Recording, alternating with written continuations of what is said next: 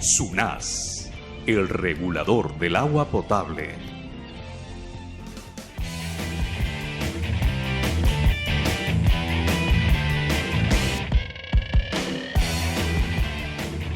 Celulares en modo silencio o apagarlos para tener una jornada libre de interrupciones.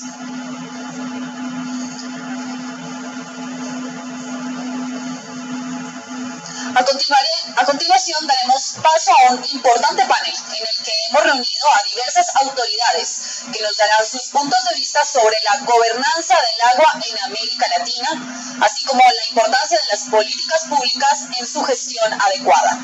Damos la bienvenida a los panelistas que nos acompañarán en esta tarde. Fernando Momi, presidente de Aderasa, Raiza Banfield, vicealcaldesa Ciudad de Panamá, y José Alarcón, viceministro de Suelo y Aguas de República Dominicana. Como moderador tendremos a Hugo Contreras. Hugo Contreras, como director de seguridad hídrica de The Nature Conservancy en América Latina, tiene la responsabilidad de diseñar la estrategia de agua en la región y liderar su implementación en los diferentes países. Durante más de 10 años se dedicó al desarrollo de nuevos negocios y relaciones institucionales para la empresa Val Ondeo, empresa líder en México en la prestación de servicios de agua y saneamiento, y previamente fue funcionario en la Secretaría de Medio Ambiente y Recursos Naturales. Asimismo, fue elegido como vicepresidente del Grupo de Economía y Medio Ambiente en la OCDE. Cuenta con el título de Economía por el Instituto Tecnológico Autónomo de México y maestría en Economía Ambiental y de los Recursos Naturales por el University College de Londres. Muchas gracias, buenas tardes, bienvenidos a todos ustedes. Vamos a pelear contra el enemigo público número 1 de las 12:30 de la tarde, que es el sueño, la pesadez. Así es que si de repente les aviento el micrófono, ya saben por qué. Tengo el agrado y el honor de moderar este panel. Contamos con la participación de 3 distinguidas personalidades, funcionarios públicos responsables de la política pública, de la operación de ciudades, de la operación de políticas públicas a nivel nacional, y queremos tener un panel movido, de una discusión rica, y buscar, sobre todo, identificar cuáles son las barreras que estamos teniendo en las diferentes geografías respecto a los temas de seguridad hídrica, y cómo desde la perspectiva de cada uno de los panelistas podemos atender estas barreras. Quiero presentarles a ustedes, en primer lugar, a Raiza Banfield. Actualmente se desempeña como vicealcaldesa del Distrito de Panamá con el cargo de administradora de proyectos nuevos. Raiza es arquitecto de profesión, pero también es activista ambiental, tiene una trayectoria muy importante como activista ambiental, y sobre todo me gustaría destacar su papel dentro de la municipalidad en la defensa y la protección del ambiente con un plan de 5 años. Raiza, por favor, me gustaría empezar primero. Platícanos un poco de cuáles son los problemas que tiene Panamá, la ciudad de Panamá, en términos de agua, y cuál es la estructura institucional, el arreglo institucional que existe, las limitaciones que ustedes como alcaldía están enfrentando. Bueno, muchísimas gracias, buenas tardes. En Panamá le llamamos a esta la hora del búho, pero la vamos a superar con creces. En efecto, esta pregunta que hace Hugo es compleja en un país como el nuestro, pero le cuento lo bueno, lo malo y lo feo. Es que Panamá es un país riquísimo en agua.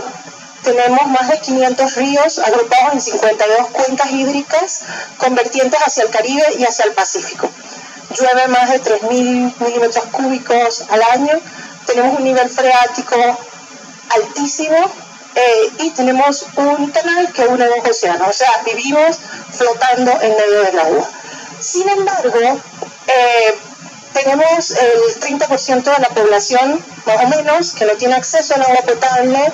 Hemos atravesado recientemente con el fenómeno del Niño una carestía de agua importante. De hecho, el Canal de Panamá tuvo que reducir el calado, el tránsito de barcos de amplio calado, casi parecía que para la inauguración no iba a poder pasar los barcos post-Panamax, que era para lo que se había ampliado el canal, pero empezaron las lluvias y ahora nos inundamos, entonces tenemos agua en demasía. Entonces en Panamá el tema no es una ausencia del agua, tenemos agua en abundancia, ha sido un poco una deficiencia en el manejo administrativo del agua, tal vez porque hemos vivido en la abundancia, tenemos mucha, es infinita, así que ahí está. Sin embargo, perdemos calidad, perdemos cantidad. En Panamá alrededor del 53% del agua no es contabilizada, ya sea por pérdidas o por hurto, y el panameño promedio está consumiendo alrededor de 274 litros, una tasa muy alta y mucho desperdicio. Entonces, ¿quién la administra? En primer lugar, tengo que decir que la alcaldía del municipio no tiene nada que ver con la gestión del agua, no le toca nada, no tiene ninguna competencia. Panamá hasta la fecha ha sido un país excesivamente centralizado. De hecho, empezamos el proceso de descentralización este año con una ley que se aprobó en esta gestión. Así que, y nuestro municipio, al ser el capital, inicia ese proceso de asumir tareas en cuanto a la gestión del territorio. Y en la línea de asumir esa tarea, nosotros, gracias al apoyo del PIT, nuestros queridos amigos del PIT y la iniciativa de ciudades emergentes y sostenibles, desde la perspectiva de la ciudad hemos podido hacer un diagnóstico del agua y cuáles son nuestros potenciales y nuestros problemas. Dentro del área metropolitana de Panamá, nosotros tenemos la cuenca más importante del país, que es la cuenca del río Chagres, que es la que le da agua al canal y le da agua a 1.700.000 panameños de la zona metropolitana. Eso representa más o menos el 80% del área metropolitana y el resto, el 20%, está en la otra parte, en Panamá Este, que es hacia donde está creciendo la ciudad. Tenemos estas dos cuencas importantes con un contraste muy relevante. La cuenca del canal obviamente hiperprotegida, porque es para el paso al canal y consumo, entonces tiene todo un modelo de gestión muy bueno y donde tenemos un área natural que protege el Parque Chagres. Aquí está la directora de la Fundación Parque Chagres, que es uno de los aliados para la protección de esta cuenca, donde está el agua Alajuela, que es la fuente del canal y del consumo nacional, del área metropolitana. En el otro lado, en Panamá Este, tenemos el río Pacora, el más importante para este abastecimiento, sin embargo que no tiene ninguna protección. En cambio tenemos minería, distintas industrias que contaminan la fuente y tenemos cada vez más escasez de ese lado. Gracias a Dios, en esta administración, el Ministerio de Ambiente, y aquí también está nuestra directora del área metropolitana, ha determinado la cuenca del río Pacora como una cuenca prioritaria. Y es por eso que ante la propuesta de TNC, la alianza FEMSA, de crear fondo de agua para Panamá, dijimos, estamos, pero no queremos uno, queremos dos, porque queremos para la cuenca del Chagres, porque a pesar de la gestión en el tema de manejo del agua del canal, que es bastante buena, hay deficiencias, y luego también para la cuenca del Pacora. Y ya para cerrar, ¿quién administra el agua en Panamá? El IDAL, el Instituto de Acueducto y Alcantarillado, es el encargado del agua potable. El Ministerio de Salud verifica el tema del saneamiento. La autoridad del Canal de Panamá tiene que ver con el agua esa del canal y del abastecimiento del área metropolitana. Y luego está mi ambiente, el Ministerio de Ambiente tiene que ver con la conservación de las fuentes. Entonces tenemos a mucha gente, pero hace falta circunscribir esta administración del agua de forma de gestión holística para tomar decisiones en función del agua, porque hasta ahora le hemos estado dando la espalda. Muchas gracias, Raiza. Empezamos a identificar algunos de los temas relevantes, este tema de, como diríamos, vacíos institucionales ilegales sobre competencias, etcétera. A continuación le voy a pedir a José Alarcón, actualmente viceministro de Suelos y Aguas en el Ministerio de Medio Ambiente y Recursos Naturales de la República Dominicana, ingeniero agrónomo de profesión con amplia experiencia en el manejo de cuencas y en procesos de planeación participativa y descentralizado, que nos platique un poco del caso de la República Dominicana. Antes de la conversación, recuerdo, no tengo el gusto de conocer, de nunca haber estado en la República Dominicana, pero cuando uno piensa en Haití, que es el vecino, y se imagina la crisis de agua, la falta de agua, se debe fundamentalmente a la degradación de las cuencas. Básicamente el país está prácticamente erosionado. Entonces, me gustaría, José, que nos contaras un poco cuál es la problemática en la República Dominicana, cuál es el arreglo institucional y cuáles son los problemas que estás enfrentando. Bien. Sí, buenas tardes y gracias por darnos la oportunidad de participar en este evento, creo que de mucha relevancia y una oportunidad para nosotros poder pescar información y retos. Obviamente la República Dominicana es parte de una isla que compartimos con Haití, que tiene unos 75.000 kilómetros cuadrados, de los cuales nosotros ocupamos la 3/4 parte de esa isla.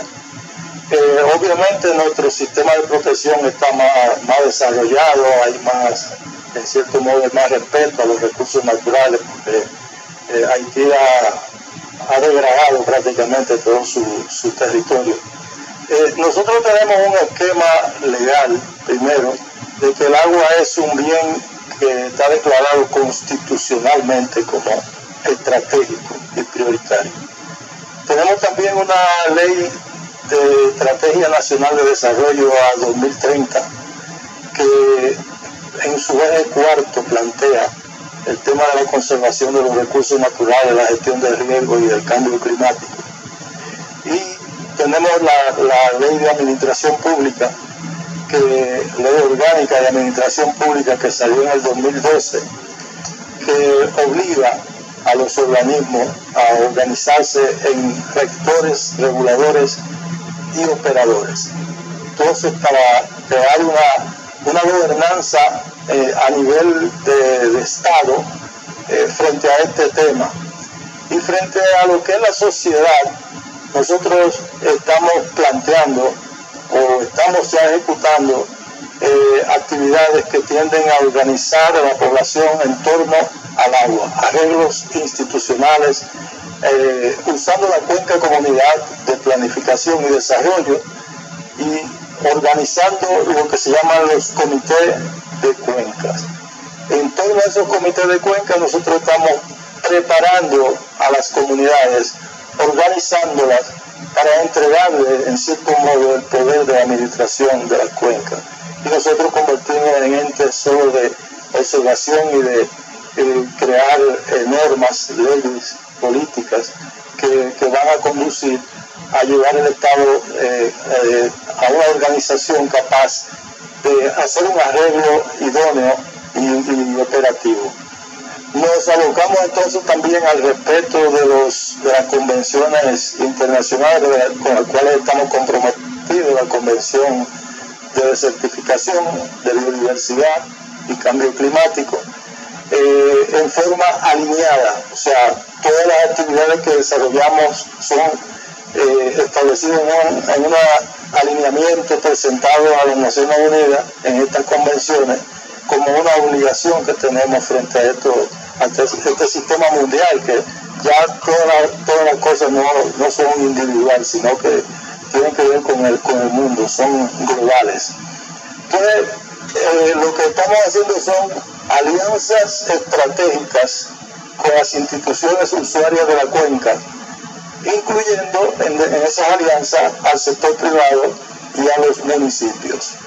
También de los municipios entra el tema de las organizaciones no gubernamentales, que yo siempre digo que es la garantía de la sostenibilidad de las acciones, porque son las que garantizan, y lo han demostrado así, porque en la República Dominicana hubo un limbo en torno a la conservación del suelo y del agua, cuando se fundó el Ministerio de Medio Ambiente en el año 2000, donde la agricultura no asumió el suelo como un ente de responsabilidad, ni medio ambiente tampoco, entonces se quedó 12 años huérfano, y los que siguieron manejando esa actividad fueron las organizaciones no gubernamentales que tenían o que tienen proyectos, y que nosotros ahora, en estos 4 años en que estamos en ejercicio del poder hemos fortalecido la actividad de esas ONG y para, de hecho, crear una plataforma que en el futuro sea fuerte y estable. Muchas gracias, José. Pasamos ahora a presentar a Fernando Momi. Fernando Momi es actualmente presidente del Consejo Directivo en SUNAS, que es la Agencia de Regulación y Fiscalización de los Servicios de Saneamiento en el Perú. Además es presidente de ADERASA, la Asociación de Entes Reguladores de Agua y Saneamiento de América Latina. Fernando es abogado con una trayectoria académica importante en el estudio de la regulación y la gestión de infraestructuras, y es uno de los países, Perú, que han mostrado un impulso y un empuje muy fuerte en los últimos años para atacar de frente el tema de la regulación y cómo mejorar el arreglo institucional para mejorar la gestión hídrica en el país, en particular asignando responsabilidades claras y encontrando medios de financiamiento. Fernando, por favor, si nos comenta sobre la experiencia, el problema, el reto en Perú y cómo han ido caminando. Sí, bueno, en el caso de Perú, Perú es uno de los 10 países con más reservas de agua del mundo. Me parece que es el 8º, pero no todo es bueno, porque el 70% de la población está en la zona costera, cercana al Océano Pacífico, y esa parte es muy desértica en el Perú, y la otra parte del Perú, que es la parte más grande al otro lado de los Andes, está el 30% de la población, pero las reservas de agua están en la zona del Atlántico. Es decir, en la zona costera hay 3% del agua dulce disponible, y el 97% del agua de esta reserva mundial que se habla está en la zona donde no está asentada la población. Esto es común en muchos países y genera un problema, porque las poblaciones son las que tienen que ser abastecidas de agua para continuar, digamos, sobreviviendo. Y es un reto número 6 de los objetivos del milenio de desarrollo sostenible. ¿Cómo hacemos para cumplir este reto con tan poca agua, ¿no? Ese es, digamos, uno de los cuestionamientos al cual hemos enfrentado permanentemente, ¿no? Desde el ámbito regulatorio, tengan en cuenta que en Perú hay 50 empresas prestadoras de agua potable y de alcantarillado, y estas están repartidas y distribuidas en todo el Perú, en zonas urbanas solamente. Nos corresponde a nosotros regularlas, ¿no? Una de las primeras cuestiones a la cual enfrentábamos de siempre era que la empresa era solamente permitida, su accionar, digamos, estaba centrado desde donde tomaba el agua, es decir, desde la captación de agua, ¿no? Siendo que no tenía ninguna forma de intervenir más allá de donde tomaba el agua, de la captación, como les decía antes. Ahí teníamos un primer problema y un reto a cambiar, ¿no? Lo primero que hicimos fue definir que la empresa de agua estaba totalmente vinculada a la cuenca para buscar la sostenibilidad de la distribución del servicio en las ciudades. Entonces hemos estado insistiendo en que se incorpore en la legislación la posibilidad de que las empresas puedan de alguna forma participar en proyectos que busquen la sostenibilidad de la cuenca alta, ¿no? De la fuente de agua, ¿no? Efectivamente, en 2012 se logró aprobar una norma dentro de un paquete de reformas del sector de modernización. Solamente incluimos un artículo que mandaba a las SUNAS incorporar en los estudios tarifarios de las empresas un porcentaje para poder cumplir con esto de accionar con mecanismos de retribución por servicios ecosistémicos en la cuenca. Ese fue el punto de partida, digamos, en el cual empresa, el operador de agua potable, tuvo la entrada para poder de alguna forma intervenir en la zona alta o en las partes de donde provenía el agua. Y solamente ha sido un artículo el que ha abierto la puerta para que nosotros establezcamos eso como una política pública en el Perú. A partir de ahí, en todos los estudios tarifarios hemos venido incorporando los mecanismos de retribución por servicios ecosistémicos como algo que es un mandato legal, obviamente, pero además buscando que los operadores de agua busquen proyectos de mecanismos de retribución por servicios ecosistémicos y que empiecen a mirar hacia la cuenca. De hecho, esto no ha sido un tema fácil porque las empresas prestadoras de agua, los operadores de agua están preparados para hacer básicamente infraestructura gris, es decir, construir plantas de tratamiento, construir captación, construir y distribuir agua, cambiar tuberías, hacer plantas de tratamiento de aguas residuales, pero para nada en proyectos que tienen que ver con el medio ambiente, ¿no?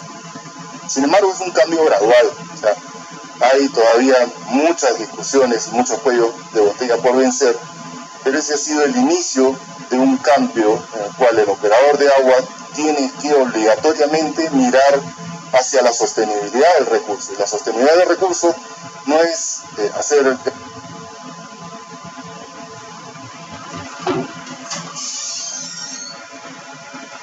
servicio, tiene que mirar la fuente de agua, ¿no?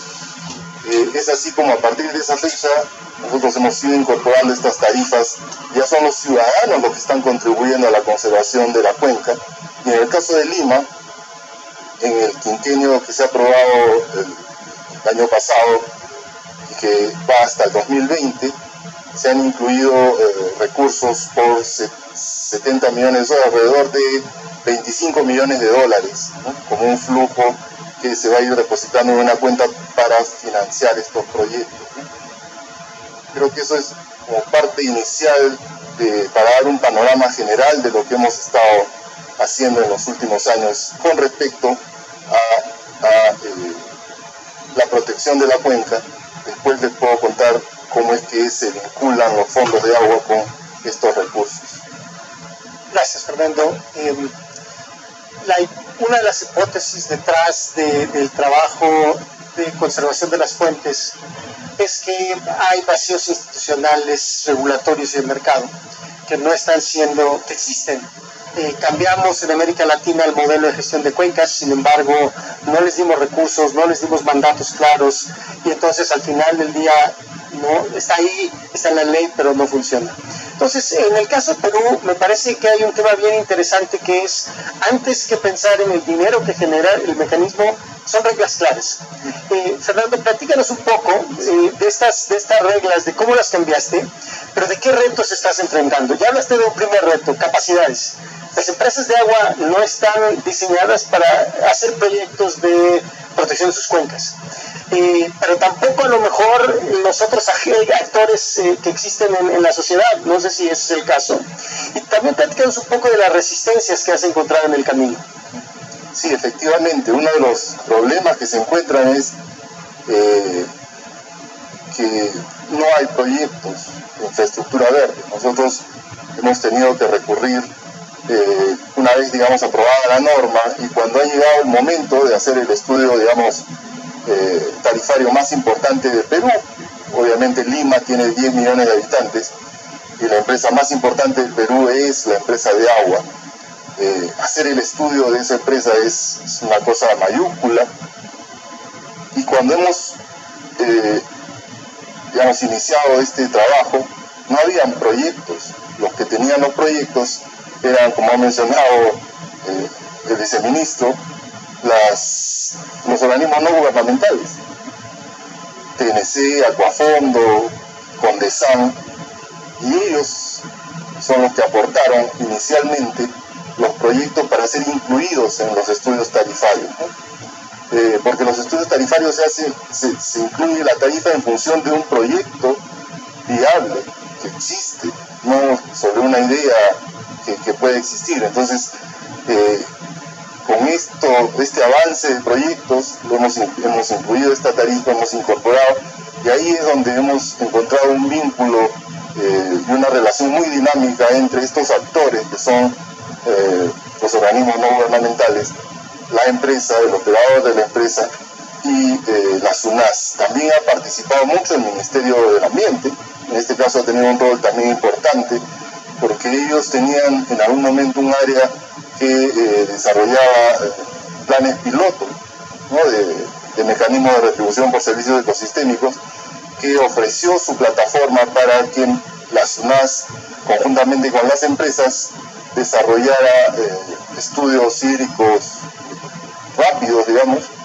diagnósticos hídricos rápidos para poder ser incorporados al estudio tarifario, porque tengan en cuenta que tampoco el regulador, el organismo regulador, es un organismo regulador clásico, digamos, de tarifas, de supervisión de la prestación del servicio, pero no teníamos ni tenemos, ahora tenemos algunos profesionales trabajando en eso, pero no tenemos un área específica para identificar qué proyectos son los que van a ser útiles para la empresa, para mejorar la calidad del agua, o la cantidad de agua, o la regularidad del recurso hídrico. Entonces hemos recurrido a ellos y así es como hemos juntado varias organizaciones alrededor de estos proyectos para poder incorporar en la tarifa esto, ¿no? Definitivamente, incluso en el propio regulador uno encuentra resistencias, porque, claro, como siempre hemos pensado solamente hasta la toma de agua de la empresa, los profesionales no están tampoco preparados para ir hacia la cuenca, ¿no? Entonces hay que vencer esa primera resistencia, obviamente convenciéndolos de que es importante, de que incluso es más rentable invertir en infraestructura verde que tener que invertir en algunos casos posteriormente en infraestructura gris, ¿no? Uno de los casos emblemáticos que tenemos es de la laguna de Piuray en el Cusco, en el cual hicimos un flujo financiero que demostraba que no proteger esta fuente de agua, que abastece el 40% de la ciudad del Cusco, resultaba después más caro que no hacerlo. Es decir, porque teníamos que hacer una planta de tratamiento de agua potable, porque si la laguna se contaminaba, teníamos que tratar esa agua, o otro era hacer pozos para extraer agua subterránea, para tener que bombearla y rebombearla hasta una altura que pueda distribuir el agua por gravedad, que también era más caro, ¿no? O sea, si financieramente y económicamente queda demostrado eso, esta infraestructura, la protección de la infraestructura verde se cae por sí sola. O sea, hay que hacerlo no solo porque es bueno proteger al ambiente, sino porque es más barato a futuro hacerlo para la propia empresa y para los ciudadanos, digamos, que se proveen de esa empresa, ¿no? Gracias, Fernando. Para quienes están interesados, en sus maletines hay una nota que describe el caso Perú, bien interesante, que, insisto, lo más importante es que a través del mecanismo se está asignando una responsabilidad clara. La empresa de agua tiene la responsabilidad de cuidar su fuente. Eso es en el fondo lo que nos está diciendo esta regulación. Podemos estar o no de acuerdo, pero así es. Y me parece que tiene mucho sentido. Y nada más hago el paralelismo. Las empresas privadas están preocupadas por su cadena de suministro. Su cadena de suministro es el agua. Las ciudades han dejado o no están tan preocupadas porque uno de sus suministros más importantes, de sus insumos más importantes, está protegido. Veamos el caso de Panamá. Raiza, de un modelo en donde han tratado de definir las regulaciones, a uno en donde nos explicaste bien, no es muy claro, la ciudad no tiene nada que hacer, pero al final del día son los que determinan la política urbana, es decir, tiene incidencia directa en el recurso. ¿Qué retos, cómo pensarías que debes de solucionarlos?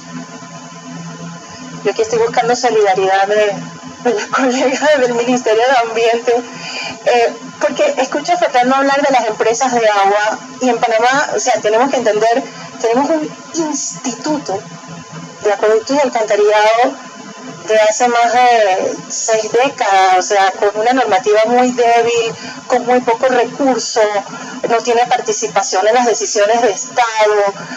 todavía tratando de entender si ha sido debilitado a propósito o con algún fin mayor, pero en Panamá cada vez que, aquí hablaba Fernando de empresas de agua, en Panamá cada vez que se menciona la palabra privatización se detiene el país. Entonces, nunca los gobiernos encuentran un espacio para hablar de cómo vamos a ir a administrar ese recurso de manera más eficiente, porque es evidente que tenemos ineficiencia en el manejo, ¿no?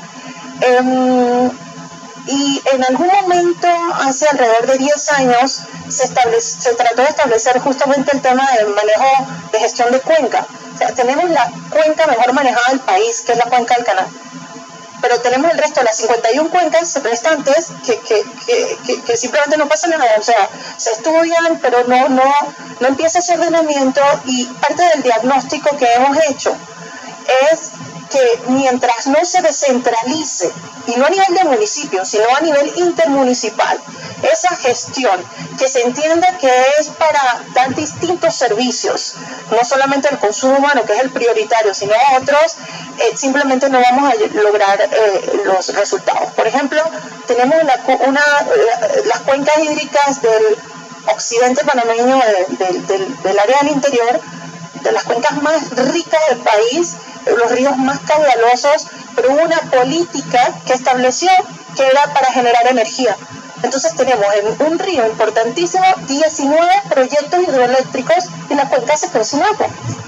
Y hoy día, entonces todos estos proyectos entraban al tema de producción más limpia, crédito de carbono, entonces se convirtió en un buen negocio el tema de concesionar agua para energía, y generamos una crisis en la región productiva del país.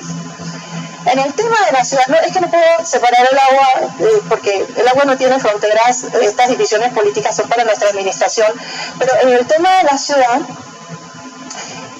nosotros tenemos en nuestra ciudad, la ciudad es de 800.000 habitantes, es una ciudad relativamente pequeña si hablamos aquí del Perú de 10 millones de habitantes, y el área metropolitana de 1.7 millones, y básicamente toda esa agua viene de, como decía, de la cuenca del canal. Pero ¿qué resulta? Al revertir toda esta administración del canal y sus zonas complementarias, después que pasa de los norteamericanos a los panameños, asumimos ese modelo de gestión, pero se quedó todavía con el modelo de solo para la cuenca. Entonces no se transmitió esa capacidad de gestión que hubiera sido maravilloso para el resto del país, porque funciona. De hecho, la cuenca que más agua tenía en la temporada seca fue la del canal en todo momento. Sin embargo, hoy día ya esa cuenca se ve amenazada por el crecimiento demográfico, actividades mineras, justo cerca de la fuente.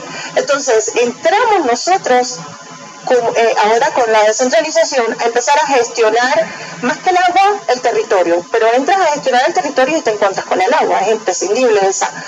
Entonces, todavía tenemos una voz muy débil, pero ¿de qué nos estamos fortaleciendo? De la academia. Esta mañana fue mencionada, de la ciencia, de los estudios. Buscamos todo el apoyo internacional y local que podamos para generar conocimiento que base las decisiones municipales y atraer los otros actores a favorecer esa gestión más integrada. Y uno de esos apoyos lo estamos logrando con el gobierno holandés, que ellos son expertos en materia de agua, o sea, tienen 1000 años viviendo bajo ella casi. Entonces, estamos viendo el manejo del agua de la ciudad dentro del marco de la gestión de riesgo por inundaciones, porque nos inundamos, pero de una manera más holística. La conclusión es, si tenemos agua para inundarnos, tenemos agua para satisfacer las necesidades generales en la época que no nos inundamos. Entonces, hemos empezado a planificar el territorio con el concepto de cosecha de agua.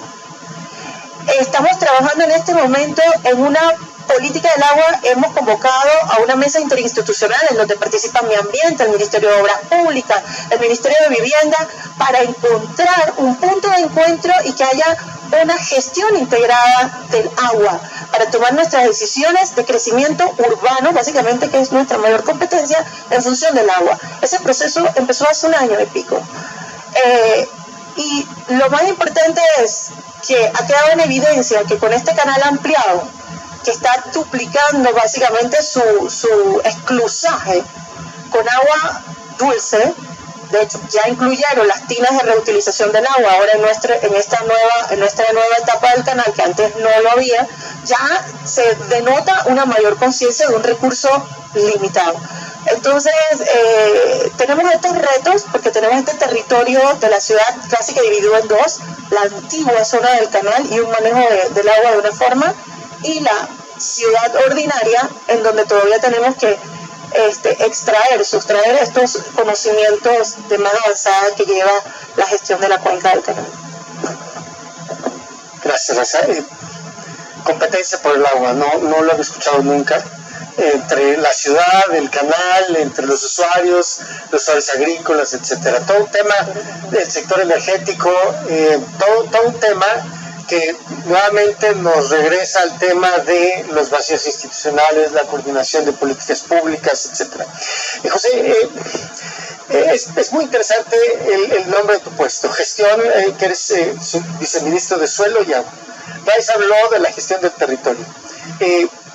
Parecería que es optimista y visionario el que la parte de la gestión del suelo y el agua estén incluidas en un viceministerio. Nos hablaste en tu primera intervención de todo este plan para modificarla, del cual yo tengo una pregunta específica, que es ¿cómo están pensando estos organismos rectores, reguladores, operadores? ¿Son entes separados? ¿Son entes bajo una misma cachucha? ¿Qué otros retos crees que te vas a encontrar en el camino de la implementación? Bueno, lo primero que el planteamiento que estamos haciendo en torno al agua no es ajeno al suelo ni a la vegetación. O sea que la producción de agua en la República Dominicana está condicionada al mantenimiento de la cuenca, al suelo y a la conservación de la vegetación y al incremento de la cubierta vegetal y también la promoción de la mejoría en la protección de las áreas ya declaradas protegidas, que son un 25%, y que son áreas de almacenamiento exclusivo de agua de calidad, de oferta para el consumo. Ahora, la apuesta que estamos haciendo es el arreglo institucional que requiere el país para poder accesar a recursos en forma organizada. Digamos, ese arreglo institucional está dividido en dos líneas. Una, la ley de aguas como agua de abastecimiento, o sea, agua como calidad, como recurso. Y la otra, la ley de agua como servicio, que es la que administra los organismos de operación, acueducto, alcantarillado y el tema de las aguas servidas. No tenemos privados, todos son públicos. Sin embargo, el tema del agua potable allá está bajo una línea de una ley que se está también estudiando en el Congreso y en el Estado. Es el agua APS, agua potable y saneamiento. Entonces de ahí se pretende sacar una ley que vea el agua potable como un elemento de salud y de abastecimiento de agua con calidad, con un órgano rector que es el Ministerio de Salud Pública, un órgano regulador que es el Instituto Nacional de Agua Potable y Alcantarillado, y los operadores que son las CORAS, lo que se llama las corporaciones de acueducto en la República Dominicana. El tema son las limitantes de lo que es, primero, nuestra capacidad local de gestión, que tiene serias limitaciones a nivel de los ayuntamientos. O sea, los ayuntamientos no tienen desarrollo. Incluso ayuntamientos que son poderosos muestran debilidades en cuanto a la forma de cómo se organizan para poder gestionar el recurso. Y del otro lado, el agua como recurso, como abastecimiento, el Ministerio del Medio Ambiente es el órgano rector de los recursos naturales, por ende el agua es uno de los recursos naturales. Y entonces está el Instituto de Recursos Hidráulicos, que es el instituto que almacena el agua, la distribuye en bloques para los usos industriales, agrícolas, humanos, ecosistémicos. Entonces, la otra parte es la entrega que hace este organismo a esos operadores que está el Ministerio de Agricultura, con la Junta de Regantes, está el sector eléctrico, que ese es uno de los dolores de cabeza cuando tenemos que administrar la escasez, porque con los proyectos múltiples, de uso múltiple, tenemos el problema de que la generación, que es muy lucrativa, desperdicia mucha agua en turbinamiento para producir dinero. Sin embargo, en el momento clave, por exceso de turbinación, ocurre que tenemos escasez y tenemos que quitarle a la agricultura para darle a los seres humanos. Entonces, eso es un problema que lo tenemos que administrar con la gestión ordenada, ¿verdad? La gobernanza bien establecida a nivel estatal. Entonces, esas competencias tendrán que estar definidas en una ley, que una se va a llamar la ley de aguas, simplemente, y la otra es la ley de agua potable y saneamiento. Hay conflictos en lograr el arreglo institucional, y es los intereses, sobre todo los intereses de las mismas instituciones, ¿verdad? Que tienen un enfoque político, porque hay un director del Instituto de Recursos Hidráulicos que dice que no quiere que se le caiga pedazos su institución en sus manos, cuando una ley le obligue a someter aplazamiento, y cuando llega al Congreso de una forma u otra, otro político le da dinero allí para que no aprueben eso.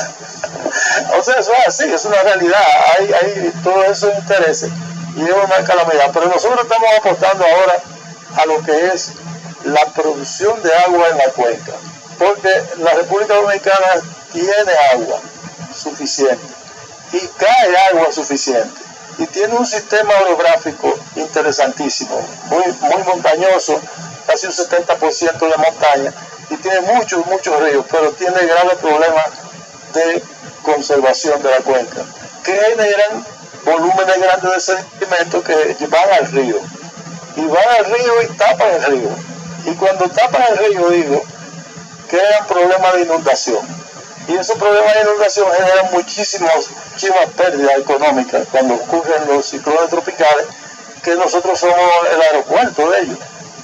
Todos los ciclones tropicales que vienen en esa parte, pues llegan allá. De una forma u otra, o llega el ciclón o llega la lluvia. No solamente con los vientos, sino que la lluvia genera grandes volúmenes de agua superficial, y entonces tenemos esa calamidad de las inundaciones.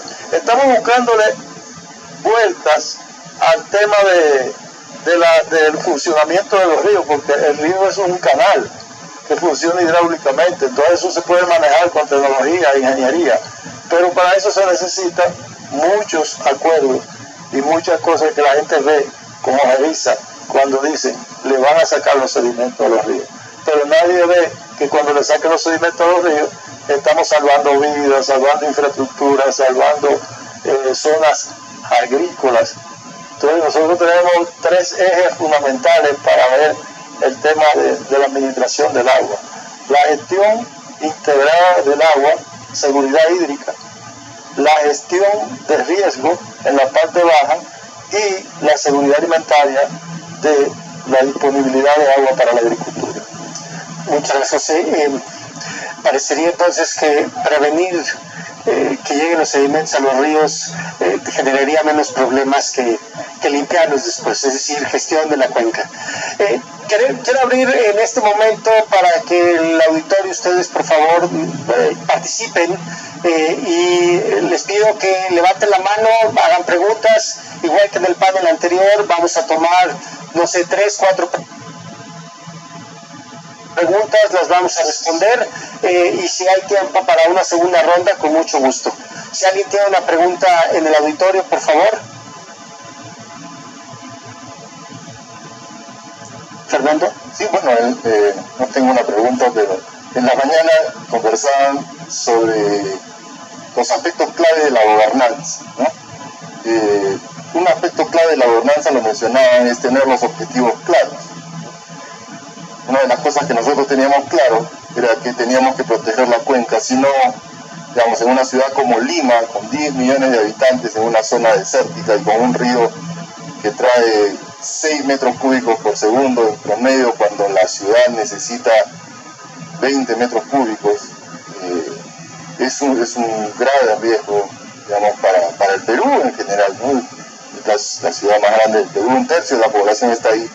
Entonces, tener clave el objetivo ha sido básico para nosotros. Y eso, el segundo paso que mencionaban era, bueno, hay que pasar a la acción, ¿no? Para nosotros la acción era la tarifa, ¿no? Incluir la tarifa dentro de el mecanismo de retribución dentro de la tarifa era un paso que había que dar para comenzar a proteger la cuenca, ¿no? Incluso, digamos, cuando todavía algunas cosas no estaban claras, nosotros hemos dado esos pasos, ¿no?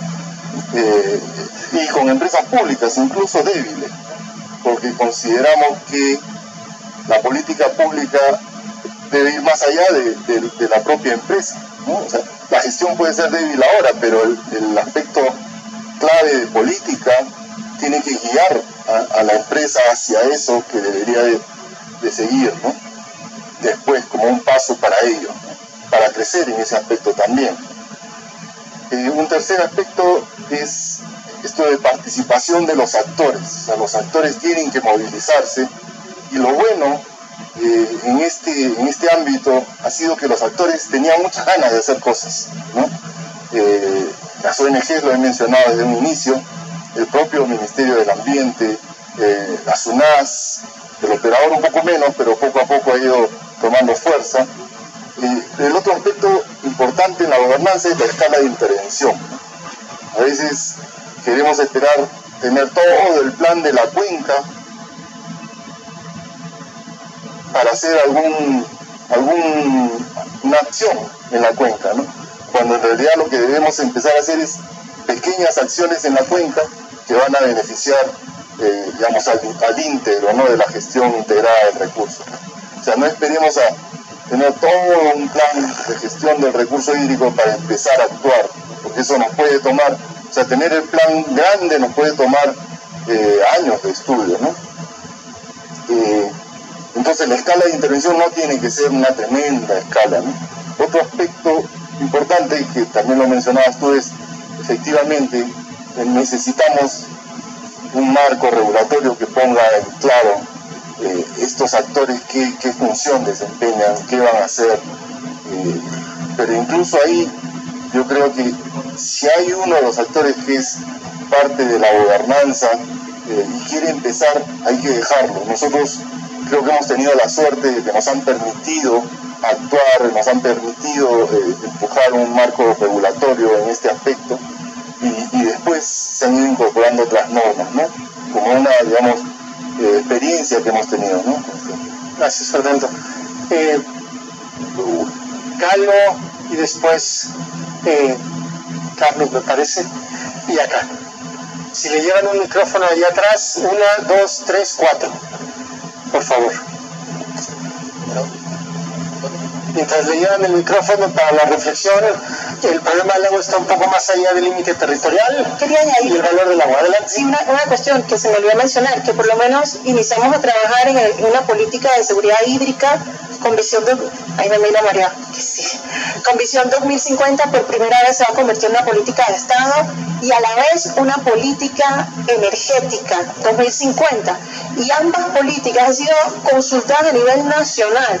Y mire qué interesante, en la consulta, en la de seguridad energética, la conclusión es no más hidroeléctricas y vamos a apostar a energías eólicas, a energías solares. Panamá hay sol en abundancia, o sea, ya como una posición de Estado.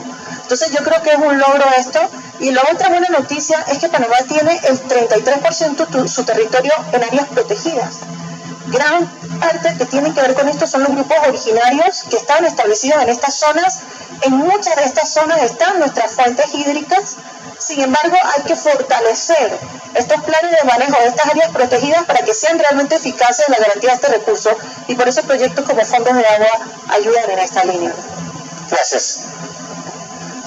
Gracias, mi nombre es Galo Medina, soy de la oficina de TMC en Ecuador. Esta pregunta va dirigida para Fernando. Lo que comentas, Fernando, nos parece extremadamente interesante. Yo quisiera saber de ti cuál ha sido la reacción de la ciudadanía en el Perú sobre este incremento en la tarifa dirigido a temas ambientales. Siempre hay el mito de que es un tema, el incremento en la tarifa es un tema netamente político que puede afectar la aceptación de una autoridad, pero sí nos gustaría saber cuál ha sido la experiencia en Perú y si es que esta experiencia en Perú pudiera ser replicada en otras partes de nuestra región. La siguiente, si me ayudan otra vez acá, en el centro, por favor, a la mitad, ya tiene. Bueno, buenas tardes, mi nombre es Carlos Campillo, yo soy el gerente general de México en Perú, y mi pregunta va también para el doctor Fernando. Justamente uno estaba comentando ahora sobre esos agentes que se involucran dentro de las cuencas. Existen varias iniciativas de todos los actores dentro de todas estas actividades que promueven el cuidado de la cuenca y la infraestructura verde.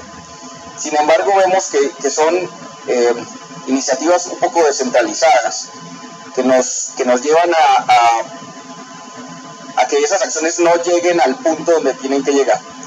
La empresa privada pues tiene la obligación no solamente de aportar económicamente sobre el recurso económico, sino también de participar con proyectos innovativos dentro de las cuencas y de la administración del agua.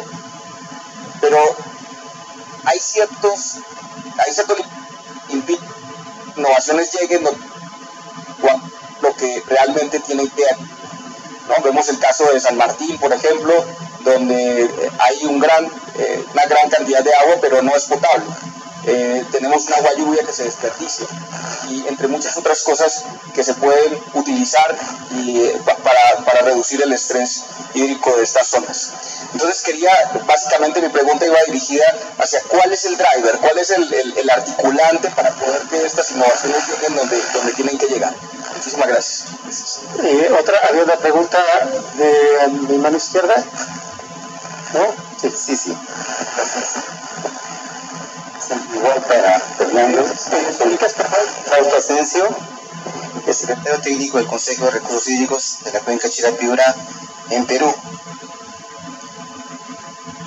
Efectivamente se ha mencionado de la debilidad institucional, pero en el caso peruano nosotros a partir de 2011 venimos promoviendo la creación de Consejo de Recursos Hídricos de Cuencas y junto a ello la formulación de planes de gestión de recursos hídricos. Entonces la pregunta es a Fernando, ¿cómo considera él que esta nueva institucionalidad puede contribuir a mejorar la gobernanza en el agua y también a la identificación de estos proyectos de infraestructura verde? Porque efectivamente, como él ha señalado, la CPS tiene la debilidad de ver o están acostumbradas a hacer solamente infraestructura gris, y se acaba de crear el Consejo de Recursos Hídricos de la cuenca Chillón-Rímac-Lurín, ¿no es cierto?, a Chirilú. Entonces ahí también hay una gran oportunidad.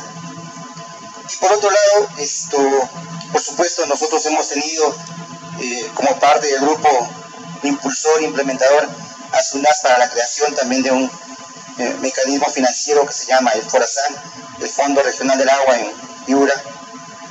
Entonces, pero nos encontramos todavía con la limitante de que hay la voluntad de contribuir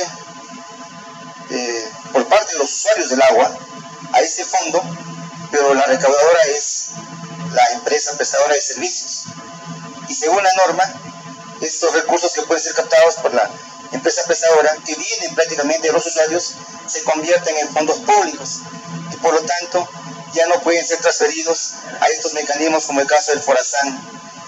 Fernando, no sé si ahí hemos venido trabajando, pero ¿cuál es el avance? Porque la idea es que creemos cierta viabilidad para que estos fondos puedan hacerse más efectivos y no pasar por todo el sistema del SNIP que tenemos, que podría ser un poco más complicado su ejecución. Muchas gracias. Una última pregunta, ¿no? Por favor, solo va a haber una acá a mano derecha que había levantado la mano desde el principio, perdón. Yo no sé si Fernando trajo barra o trajo a todo el mundo que quería saber sobre la gestión de Perú. Tiene muchos reclamos el área. Bueno, mi nombre es Juan Martín Ongay, represento a la Alianza Global de Partenariados entre Operadores de Agua y Saneamiento de ONU Habitat, y mi pregunta es para Raiza.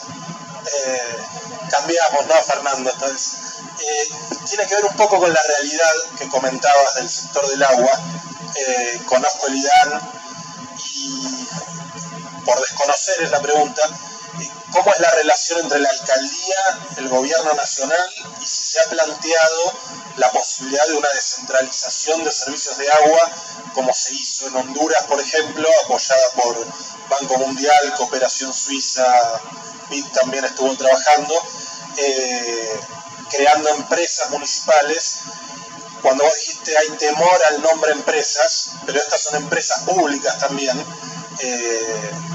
y en el caso de Honduras hasta fue contra la voluntad de la capital, porque la empresa nacional era Saná, que quedó limitada a la capital. En este caso, ustedes como capital serían impulsores de la necesidad de descentralizar el servicio.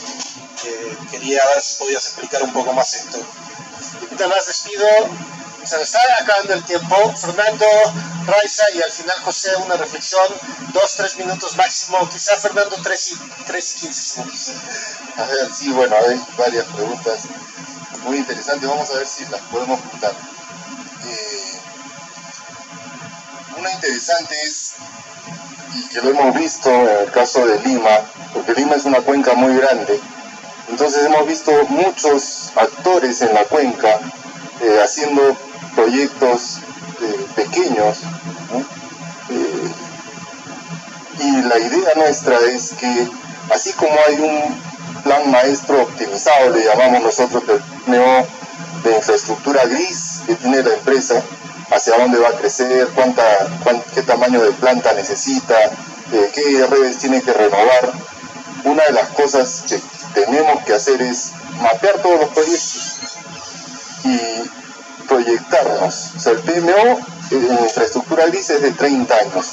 Lo mismo tenemos que tener en infraestructura verde. O sea, tenemos que tener un plan maestro para la empresa. No hablo de toda la cuenca, o sea, para la empresa, cuáles son los proyectos que benefician a mejorar la cantidad, la calidad, la regularidad de agua que va a beneficiar a la empresa, ¿no? Pero yo, regulador, no puedo meterme en aspectos que no tienen que ver directamente con la empresa. Entonces, este plan maestro optimizado, al cual nos está ayudando TNC a hacer unos términos de referencia, porque es un plan que tiene que ser a 30 años, tenemos que contratar un consultor que seguro no va a cobrar mucho, pero tiene que hacerse, o sea, tiene que hacerse un plan de infraestructura verde para esta cuenca, ¿no? Y ahí tenemos que incluir todos estos proyectos que se están ejecutando, todos estos pequeños proyectos, y efectivamente verificar si es que son positivos o no para la propia empresa, ¿no? Y en general, creo que el aporte de la empresa privada puede darse a través de los fondos, como el Acuafondo, por ejemplo.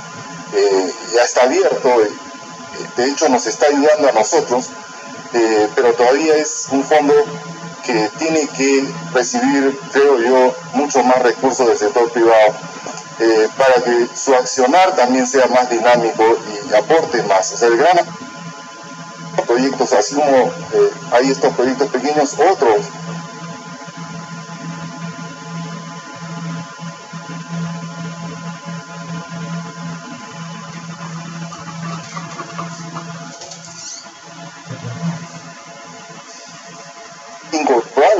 incorporarlas también en estos planes, ¿no? De hecho, en zonas de selva, ahora hay que valorar, o sea, ahora se está valorando más. De hecho, en países de Europa acumulan el agua y la reusan, digamos, para regar jardines en las ciudades, Lo mismo tenemos que hacer en ciudades como Tarapoto y Iquitos, porque tal vez el agua de lluvia que reciban en las casas sea mucho mejor que la que pueden recibir de otra fuente, ¿no? De otra fuente que no sea la empresa, ¿no?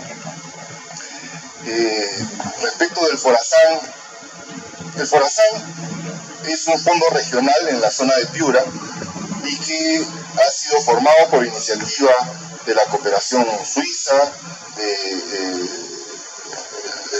la región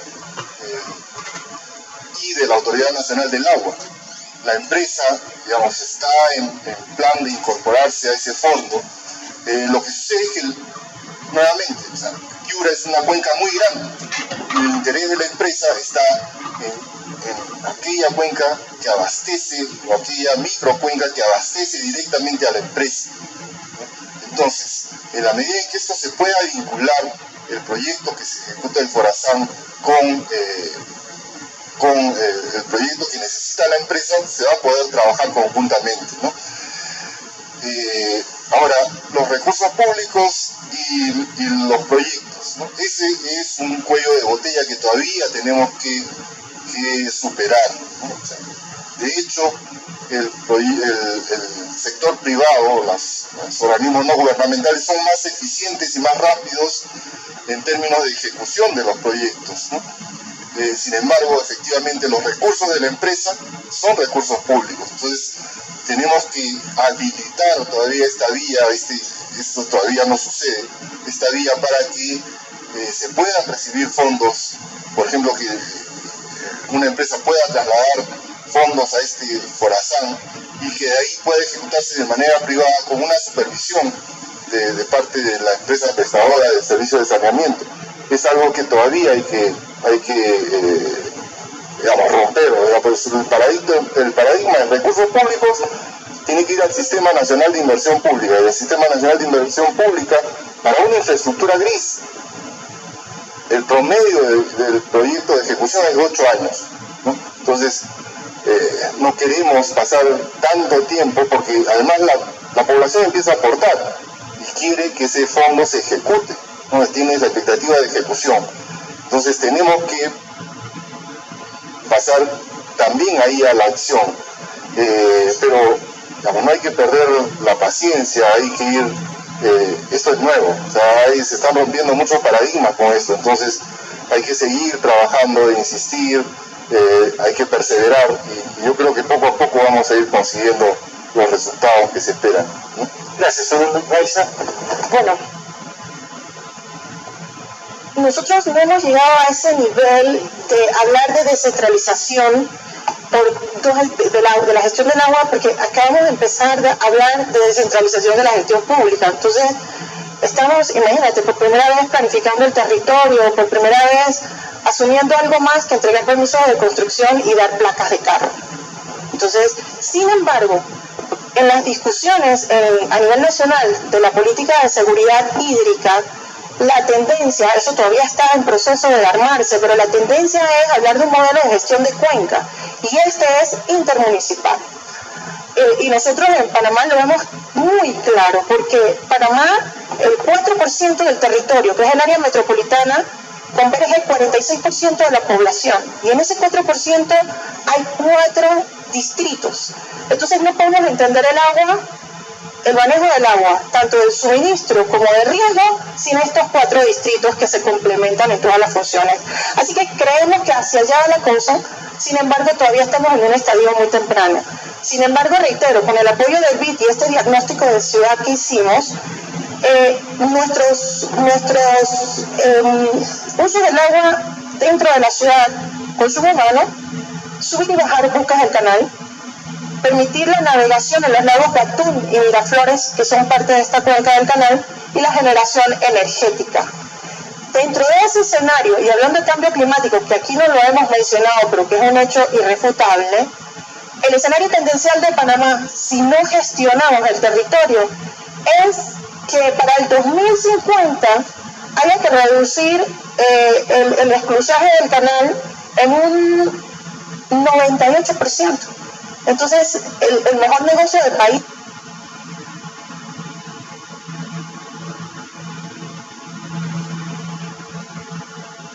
se pierde.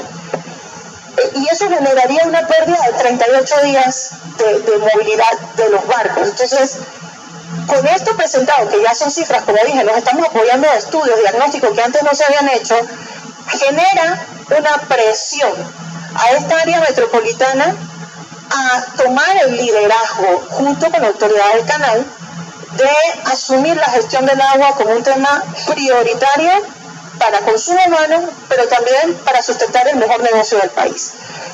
Esos son los retos que están planteados ahorita. Creo que en la siguiente bienal te puedo dar más resultados. Gracias, qué optimista. Muy bien, José.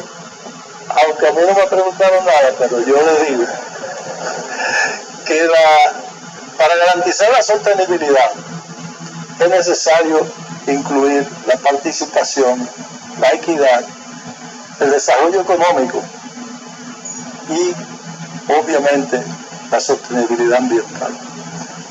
Es una exhortación que hago para que nos involucremos y logremos la gobernanza del agua. Muchas gracias. Yo creo que... Perdón, Fernando. Dice ahí un tema. Si habían protestas por la tarifa, ¿no? Que siempre o sea, hay protestas, cuando uno dice, voy a incrementar la tarifa, hay protestas. Pero cuando uno pregunta si es que quiere pagar para que se proteja, por ejemplo, el lago Titicaca, la zona conflictiva de Puno, o sea, los pobladores dicen que sí, pero que no quieren darle a la empresa, ¿no? O sea, quieren que se forme otra institución que haga esas acciones. Pero en general no hay, digamos, oposición, no hay. Muchas gracias. Hay retos que los fondos de agua pueden ayudar a resolver. Quedémonos en la mente. Estos próximos 2 días vamos a estar en algunas sesiones pensando en estos retos. Los fondos de agua son mecanismos que ayudan y fortalecen la gobernabilidad. Son mecanismos financieros para resolver algunos de los problemas. No sustituyen a la autoridad, pero ayudan a resolver algunos de los problemas que aquí hemos planteado. Muchas gracias por sus preguntas, su interés, y muchas gracias a los tres por acompañarnos. Gracias.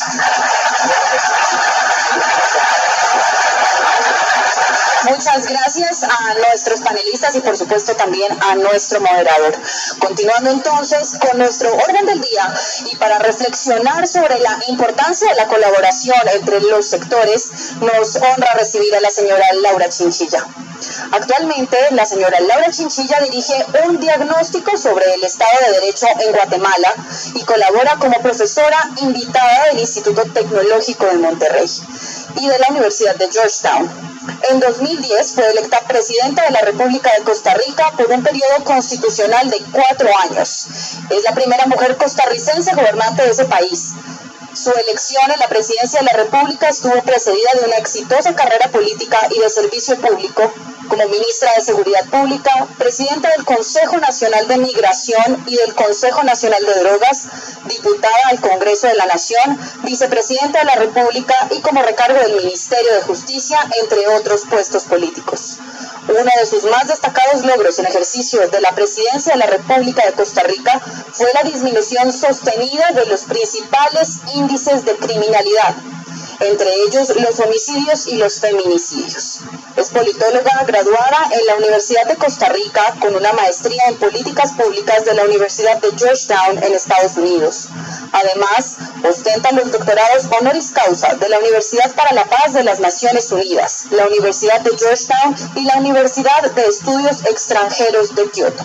Bienvenida, doctora Chinchilla.